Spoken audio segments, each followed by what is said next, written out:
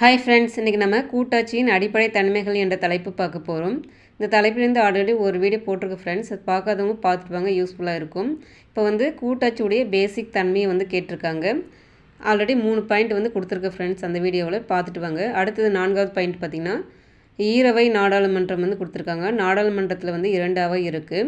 என்னென்ன அவைன்னு பார்த்திங்கன்னா, முதல்ல மாநிலங்களவை, இரண்டாவது மக்களவை. மாநிலங்களவையை மேலவைன்னு சொல்கிறோம், மக்களவை கீழவைன்னு சொல்கிறோம்.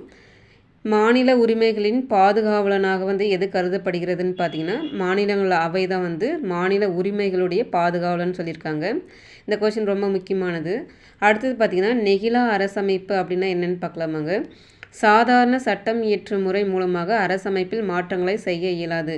இப்போ ஏதாவது மக்களுடைய நலன் கருதி ஏதாவது ஒரு சாதாரண ஒரு சட்டம் இயற்றுவதன் மூலமாக அரசமைப்பில் மாற்றம் செய்ய முடியாது.